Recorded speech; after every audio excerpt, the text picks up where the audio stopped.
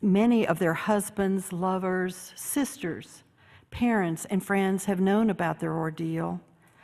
We know that these are very personal stories which are almost never told. If they were, it seems likely that the controversy over abortion would be over, just as gay rights got an enormous push when AIDS outed the gay community.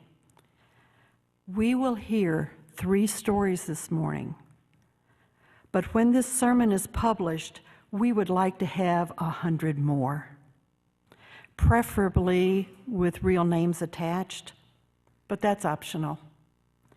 If you want to write your story of having an abortion or supporting a woman who had an abortion and send it to Christine, she will get it published with the sermon. The first story comes from church member Connie Malecki.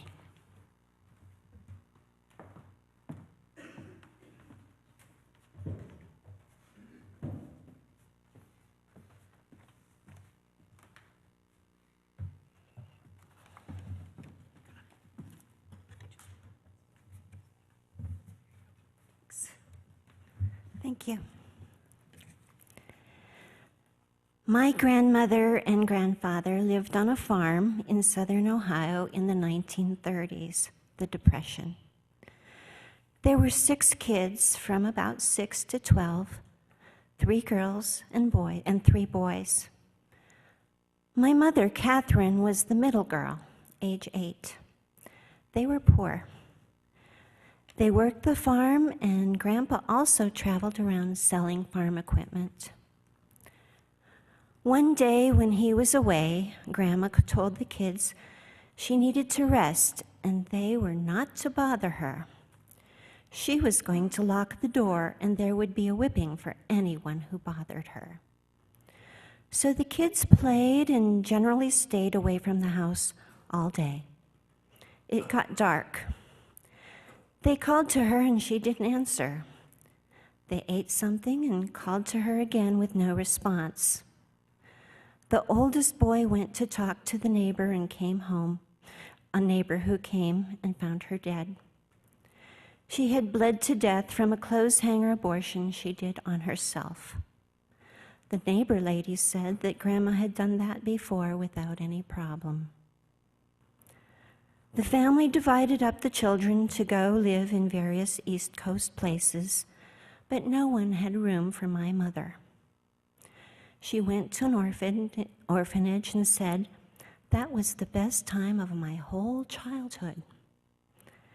At 13, her mother's sister brought her, Catherine, to live with her since she needed someone to help with the chores and housekeeping. She made life a hell for my mother and made her feel dirty and ugly. Catherine was not allowed to date, but the last month of her senior year, she was allowed to go roller skating with a girlfriend. There she met a senior guy named Richard who was also going to graduate in a month. They had 2 skating dates and immediately after graduation ran away to Cleveland to get married. They were together for 10 days before he had to report for duty in the Merchant Marine for World War II. Catherine got a job riveting airplanes in a Cleveland factory and enjoyed her new freedom. She went to California once and to Newport, Virginia once to meet Richard during a shore leave. When the war ended, Richard got a big surprise.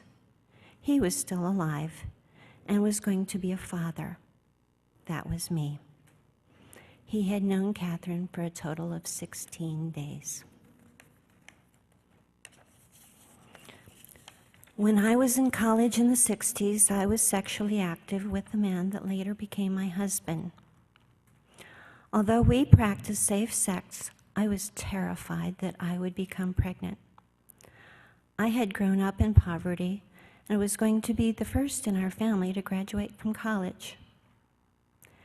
Every girl on that college campus knew the name of the 2 nurses who could help in case of pregnancy. One could do an abortion at her home, but it was expensive. The other would give you some kind of a medication and send you back to the campus where you could have a miscarriage, and your friends would help you through it. If a girl started to bleed too much, they were supposed to call for an ambulance. I got married in 1968 and was so relieved to finally have a marriage certificate, which was required by the doctor to get a prescription for the wonderful new birth control pills. Grandma's abortion ended her life and affected the lives of her whole family. Safe abortion must always be available.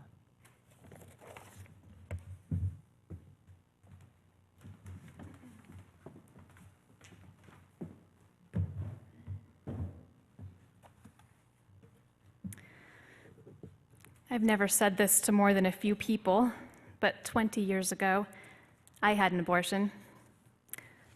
Although it's common, it's something we almost never talk about. There's so much shame around it. But keeping them secret allows them to be controversial. And keeping them secret makes the shame worse. If we could talk to each other about them, we'd let that shame go. So for all the women who've had one, all the men whose partners did, and everyone who contemplated one, we tell our stories for you. Let's come out of the closet, if we can, and change the conversation. I was 16 and fiercely attached to a boyfriend I had been with for a couple of years since we were freshmen in high school. We always used birth control, except for once, when we didn't have any. A few weeks later, when I noticed the early signs of pregnancy, I went to a pregnancy crisis center for a free test. It was not until the test came back positive and the woman asked me what I intended to do that I realized the crisis center was actually an anti-abortion center. When I told her I would probably terminate the pregnancy, she tried to scare me out of it by describing the procedure in frightening detail, emphasizing how painful it would be. I left feeling terribly conflicted, but went ahead and made an appointment at an abortion clinic. My parents supported my decision, and my doctor, who was a fairly young woman herself, made a comment I'll always remember. She said she had known many women who had gotten over having an abortion, but that she had never known any woman who got over giving a baby up for adoption. The morning of the procedure, my boyfriend stood me up. My mom took me. I made it through and came home tearful. I was one of the lead actresses in a play that night. I had an understudy, but went through with it anyway. I knew I didn't look myself, so I told the rest of the cast I was a little under the weather from a minor medical procedure. I didn't say what it was. But afterward, rumors flew. One popular girl at school came up and asked me point blank if I'd had an abortion. Trying to diffuse the rumors in a credible way, I told her that my boyfriend and I had thought maybe I was pregnant, but that I didn't turn out to be. Maybe that's where the rumors started, I told her. Although I'm pretty sure my boyfriend started them. I think it may have been a point of pride for him to have gotten a girl pregnant. The whole experience was traumatic. When I hear people talk about women using abortion as birth control, I think they must have no idea what an abortion is like, or what kind of shame or social complications it can cause in a woman's life. I have personally accompanied 2 other women to their abortions, and I know many more. Some were Catholic or Christian, some were raped. Some couldn't manage a pregnancy for financial or health or practical reasons. Some had used birth control. None speak easily about it, as though it were no big deal. This is the reality. Some women face difficult or impossible situations. Some feel overwhelmed.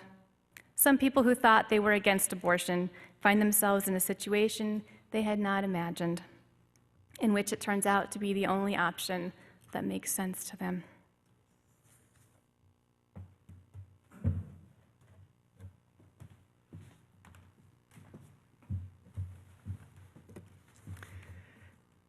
I was 23 years old, drifting through a young adult fog after graduating from college with a degree in music that I had come to understand was not going to be very useful to me, and a 3-year relationship with a man, which was ending. I was in the process of moving out when I discovered myself pregnant. We'd been using birth control, the sort which, when used correctly, which we were, provides more than 90% safety from pregnancy. Up until that point, I had lived a lucky, privileged life, and it had never once occurred to me that I might be in the unlucky 10%. It was a dreadful moment of learning. I was all for the new abortion rights, but had imagined that a careful person like myself would not ever need to use them. I suppose I was poor, technically, but I had plenty of resources. My family would have supported any decision I had made, and that I knew that a healthy white baby of a college graduate would be easily adopted. I would have been massively embarrassed to be pregnant, but I didn't think my massive embarrassment was justification for ending the life in me. So it was a great surprise to me to find that there was a second Christine inside me, a focused and rather ferocious one, and that Christine took us both straight to the doctor and signed up for an abortion. The stress of finding myself doing something I didn't think was right for reasons I couldn't articulate was disorienting, extremely disorienting. I just didn't understand why I didn't just have the baby. The doctor who performed the abortion told me that the pregnancy seemed to have ended itself and that no abortion had actually been performed. But that didn't really alleviate my distress. I had chosen to do something I felt was wrong, and I had to find a way to live with that. The whole situation grew me up, introduced me to parts of myself I hadn't known were there, and impelled me to get serious about the rest of my life. The whole experience was a part of what made me the person I became. It was so good for me that it's hard to regret. But I was determined never to repeat the experience. I quickly discovered that there is no birth control method short of sterilization that is 100% effective in preventing pregnancy. I'm a fast learner. Having so painfully discovered that 90% wasn't good enough, I understood that 99% was really only a little bit better and still not good enough. I decided to wait till I got married to have sex, and then at some point I realized that being married wouldn't make any difference at all. Married or single, I was now looking at 3 years of theological school and a career of service to UU churches, and I couldn't just stop any old time to have a baby in the next 25 years. Married or single until I had the number of children I wanted, I was either at the mercy of chance for the most important decision a person can ever make, the decision to be a parent, or I could be married or single, celibate. Alternatively, I could accept the sad necessity of abortion.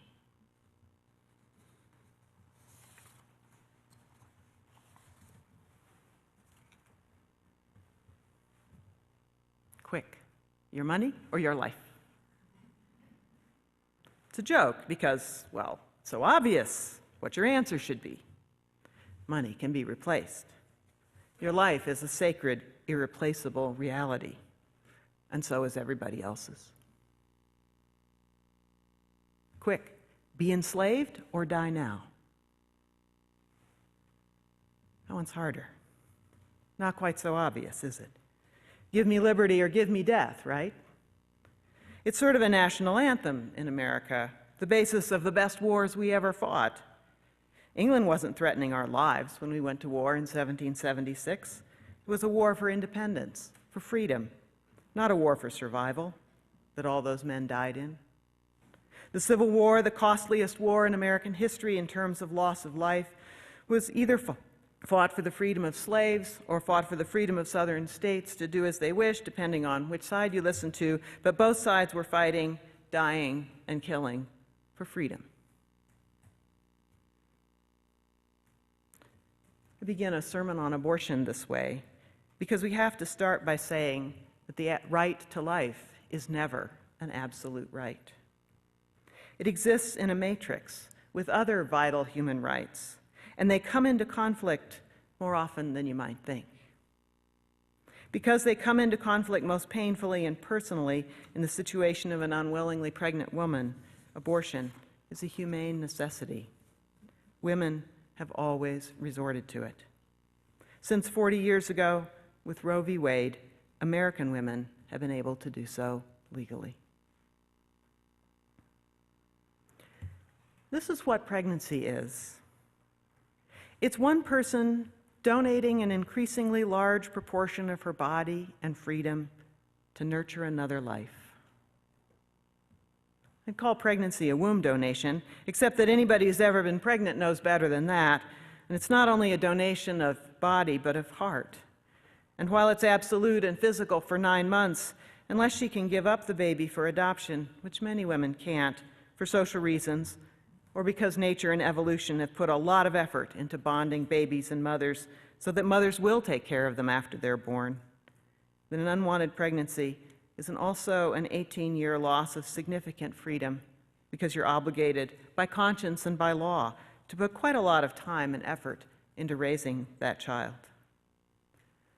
This is no pinprick, no mere blood donation, or even a kidney donation. This is motherhood. And motherhood is not for everybody. And it's not for anybody as a clear and present possibility for 30 fertile years. Abortion is a human necessity. There is no other situation besides pregnancy in which one person is legally required to donate so much as a drop of blood to another person, even if that other person will die for its lack. The minute after a baby is born, if it needs a blood transfusion and only the father's blood will do and the father refuses, the baby dies. The mother, who was not free the day before to endanger her baby in any way, can, after its birth, legally refuse to give it a drop of her blood, but she probably won't. She's put 9 months of blood into this baby, after all. What's another pint? Cases where a desperate person goes to court to demand a small life-saving sacrifice of a reluctant parent or sibling have been adjudicated in court over and over again as desperate people or loving parents try to save lives. The courts always say no. The courts always say that a person's fundamental and sacred right to freedom means nothing if it does not mean the right to decide whether or not to donate a part of one's body to someone else. They always say that the human right to life does not extend to the right to appropriate someone else's body. That's why all the rhetoric about when human life begins is a big red herring. It doesn't really matter in this case when human life begins. Whatever you think a fetus is, it doesn't have the right to use someone else's body, even though it will die without it. There are only 2 times in society in which this fundamental right to bodily freedom is abridged: in the conscription of soldiers and in pregnancy. Soldiers believe they are sacrificing their freedom and possibly their lives for a higher cause of nation, and they get paid, and they get lifelong benefits. You could make the case that through most of history, women's sacrifice of freedom, and often enough of her life in pregnancy, were for the greater good of the survival of the human race. Women never got paid lifelong benefits for their sacrifices, though, and anyway, you can't make that case anymore. That's why abortion is a humane necessity. The incredible, inconvenient, painful, life-changing, miraculous, whole-body donation of my freedom and body to the baby inside me, that is pregnancy, is taken for granted by most people as just the way things are supposed to be. And some think that Roe v. Wade somehow violated the way things should be, when actually it was a carefully drawn compromise in what is a fundamentally insolvable conflict of human rights, the rights to freedom and life. Women who are unwillingly pregnant know what is happening to them. They know what they're giving up and how big a deal this is, the affront to their personhood, this violation of their freedom. That's why they've been willing to do everything from swallowing ergot to dying in dreadful pain, to crossing borders and risking infections, to jail and shame, to end unwanted pregnancies through the ages. Those women know that a pregnancy is like a kidney donation. They know that if they can't do it in love, they shouldn't have to do it at all.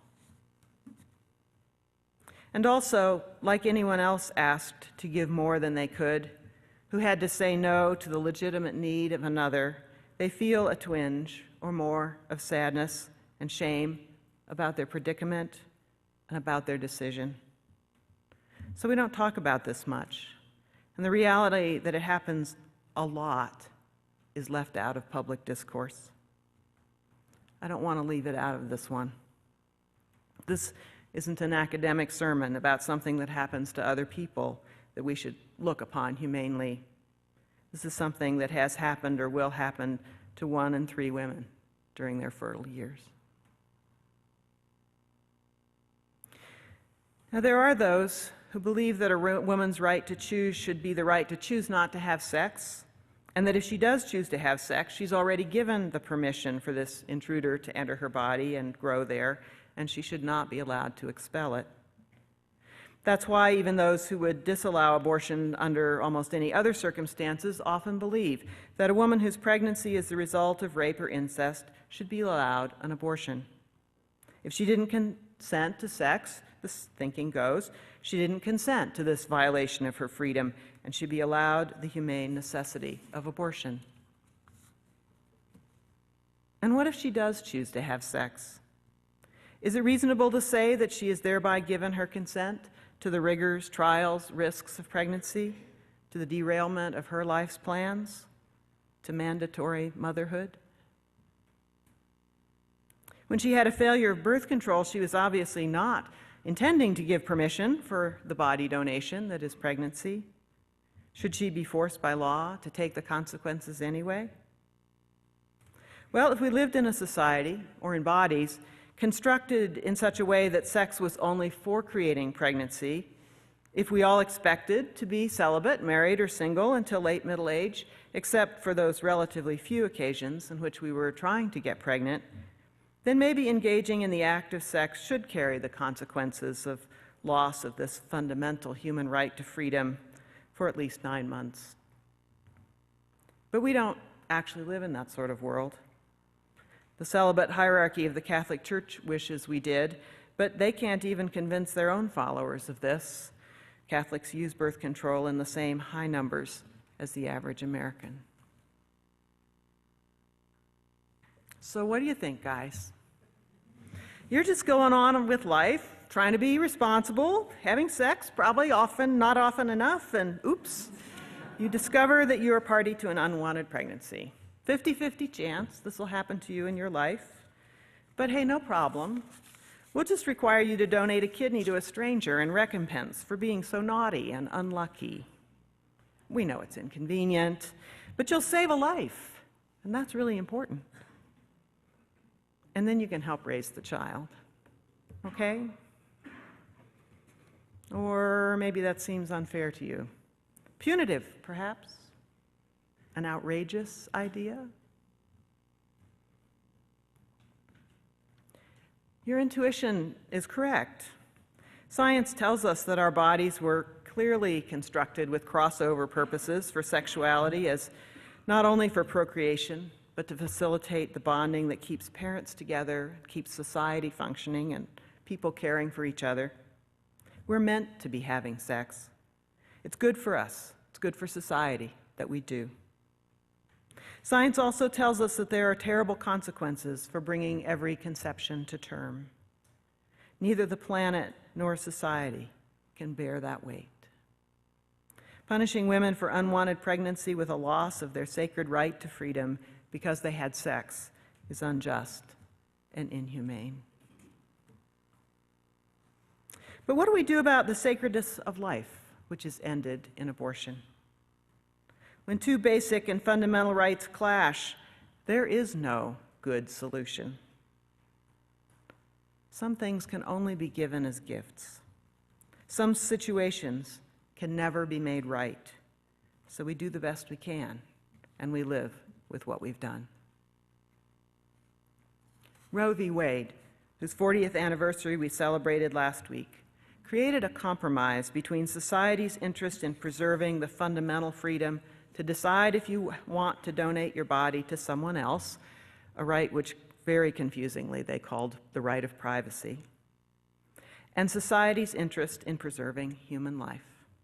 It's a compromise. If you're unwillingly pregnant, you can obtain an abortion freely in the first trimester, less freely in the second trimester, and only in tragic necessity in the third trimester. Roe v. Wade did away with ergot and induced miscarriages in college dorms and desperate housewives traveling to Mexico. Because of Roe v. Wade, 6 million unwanted babies have not been born in distressed or resentful or angry families, and they didn't have chancy childhoods or create the need in America by now for another dozen cities the size of Albuquerque. But most of what Roe v. Wade did was put into law what every woman who's unwillingly pregnant knows in her heart. It's my body, and deciding who can use it is a fundamental part of my humanity. And if donating it to this new life is just too hard right now, then I have a right to sadly and respectfully say no. Once unwillingly pregnant, a woman has to decide if she can bear the intrusion, make the gift, deal with the logistics, derail her life at this point. She has to decide whether she wants to be a mother, and if she doesn't, if she can give up the baby for adoption. Many women can't.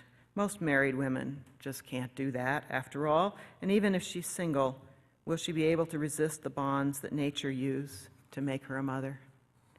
She has to figure out what her other responsibilities are to herself and others and to this life, which she had some part in starting.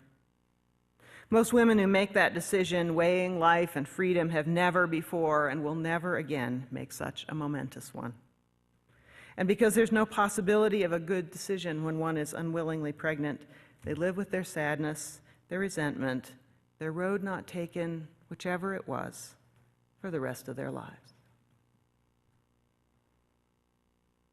The gift of life and the gift of humanity, of choosing, wanting, knowing, planning, is complicated and messy. And there's no way to live so that you're guaranteed to never have to choose between competing goods and clashing rights. You do the best you can, and it makes you who you are.